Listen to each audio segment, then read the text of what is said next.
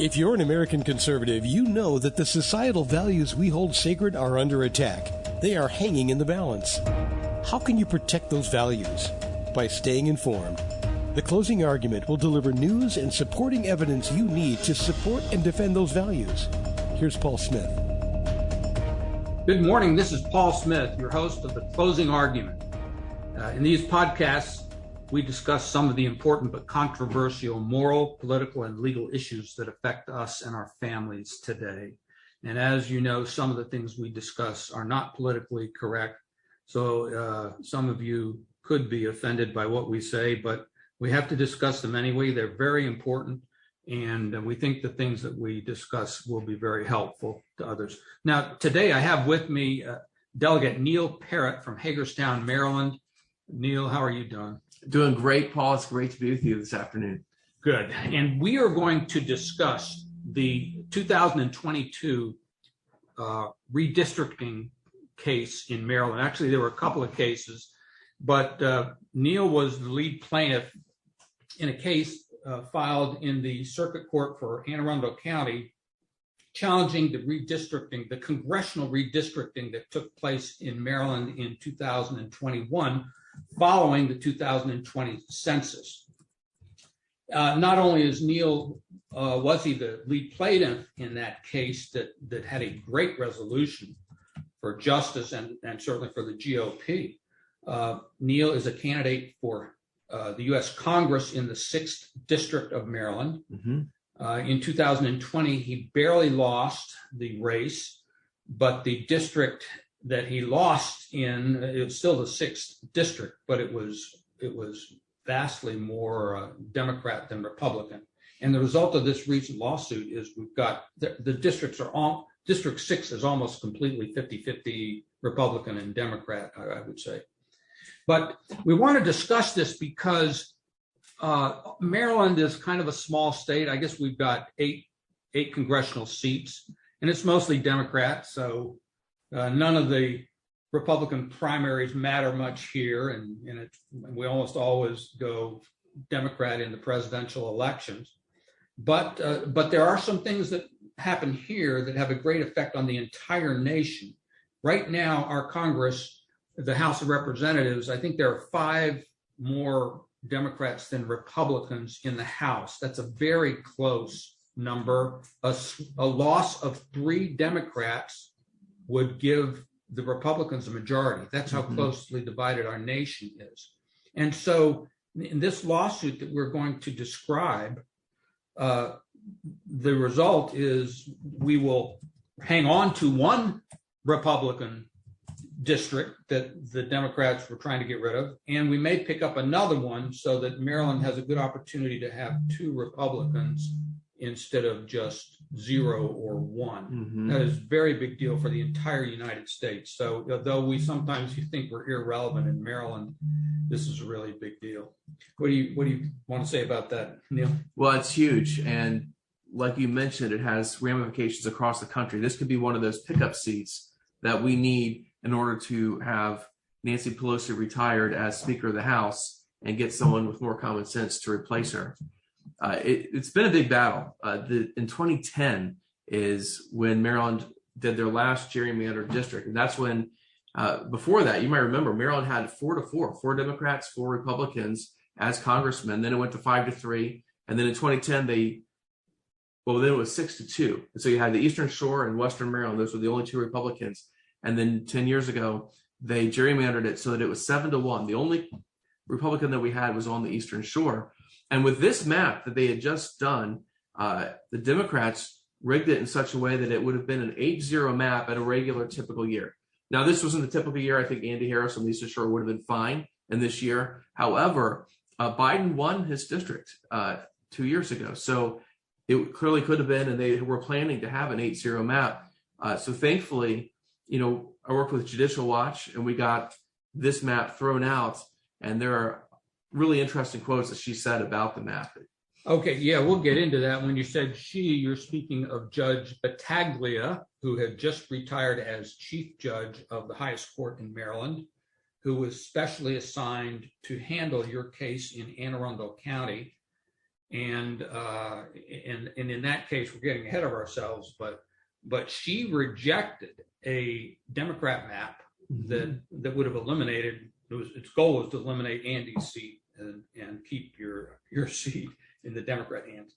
Well, I think while we're talking about it, I think it's important to note that Judge Battaglia is no conservative or Republican. She worked for Barbara Mikulski, U.S. Senator, who's a Democrat. She has a long list of Democrat credentials. And actually, the first day of the trial, she noted a lot of these and said, no, I still believe I'm impartial and can be the right justice here. But if you think I shouldn't be, she asked our lawyers to make a recommendation to remove her from the trial. But that didn't happen.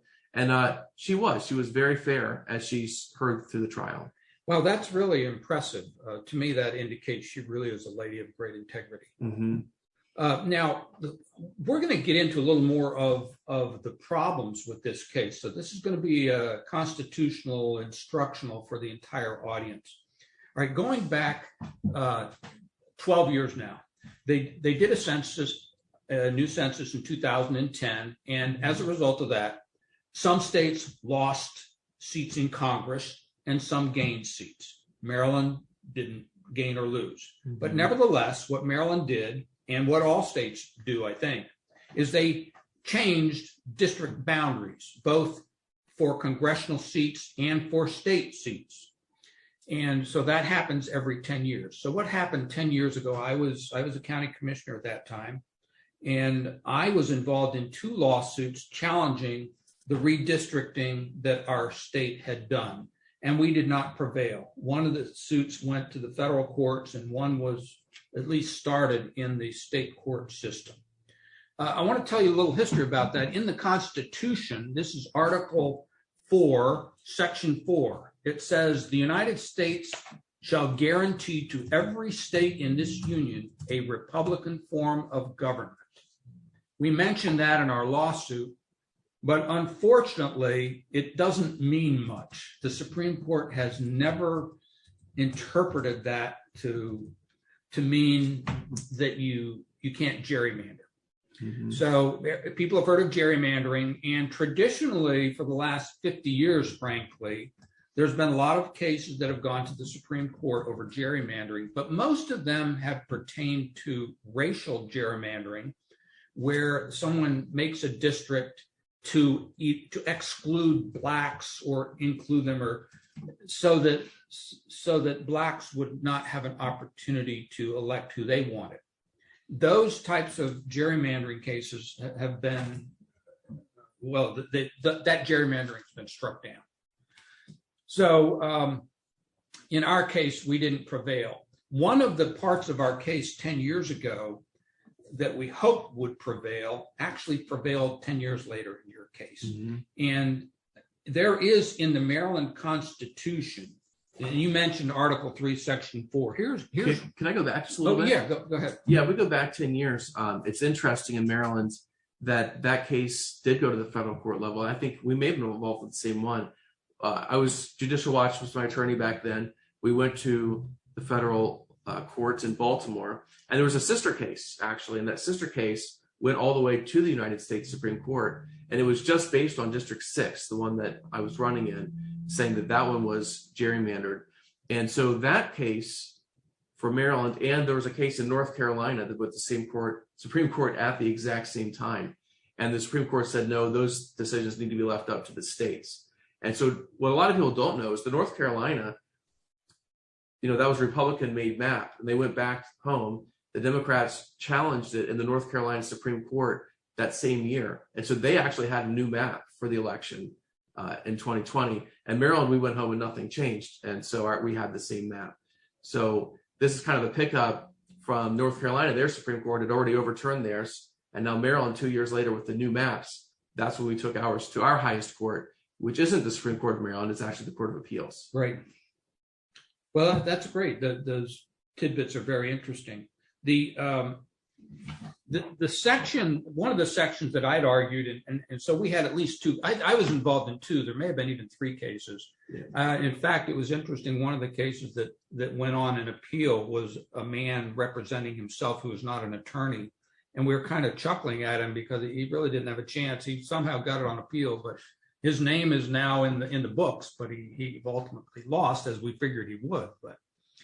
But here's one of the arguments we wanted to make. In Maryland's Constitution, Article 3, Section 4 says this: each legislative district shall consist of adjoining territory, be compact in form, and of substantially equal population. Due regard shall be given to natural boundaries and the boundaries of political subdivisions. All right, so that's a pretty simple statement. And if you follow that, you really can't gerrymander. It says the districts have to be compact, contiguous, honor natural boundaries and equal in population, and honor political boundaries, with meaning put counties and cities together whenever possible. In Maryland, what they did in terms of congressional districting 10 years ago, they totally disregarded that and said it didn't apply. That's right. The federal court, when they heard that argument, they said, that's state law. We don't care about that. Mm-hmm. So this time, before we get to filing of the suit, and they filed it in December of 2021, you're the lead plaintiff.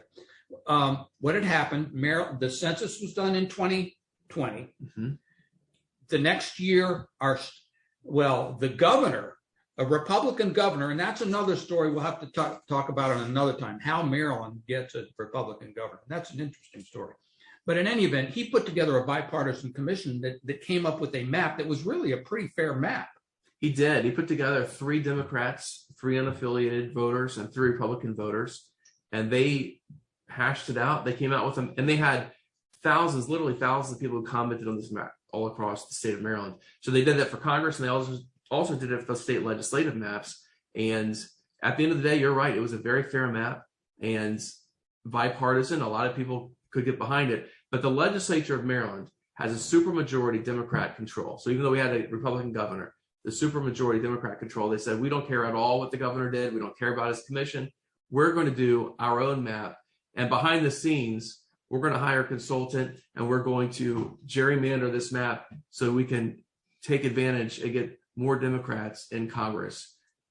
So their goal was to get rid of Andy Harris's seat on the Eastern Shore. All right, now, those of you who are not from Maryland, we want to help you here. You've heard of the Chesapeake Bay. It divides what we call the Eastern Shore from the rest of Maryland. And it's farmland, and it's very conservative. Mm-hmm. And then Maryland has got that strange shape, but the western part of it that goes for 150 miles or more, that is all conservative. The middle part around Washington, D.C. is Democrat. So the Democrat legislature put forward this map that would take away Andy's seat, if possible. So that's when you came in and said, wait a minute, we don't like that.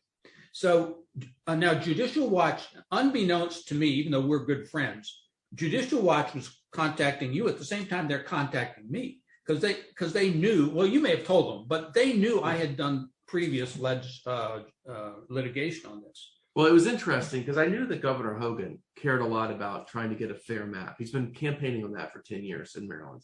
And so I started talking to the minority leader, said, so are they going to do a lawsuit? We need a lawsuit. This map's terrible that they're passing through here. And he basically said, we have no idea. We don't know what their plans are. I haven't heard anything. And at that point, that same day, I contacted Judicial Watch, said, hey, can we work on this together? And thankfully, Judicial Watch said, yes, we can. And they assigned it to Bob Popper. And then once that happened, we talked about different people he should call. And certainly you're at the very top of the list because of the work you've done before. So as we decided what to do, and actually they ended up making the right decision. I'm so glad. But they had to decide whether to file the case in federal court system or in state court system. Now, 10 years ago, I had filed it in the federal system. I had 2 again. But this time we thought, and interesting, we find now you and I were on the exact same wavelength here. We need to file it in state court, and we want to ask the state judges to interpret that section in the Maryland Constitution to apply to congressional districts. That's right. And the problem is it seems to have been written in the section dealing with state legislative positions. So that was the argument that they would use before, saying it doesn't apply. But we felt It should apply. Mhm. And I'll be danged, Judge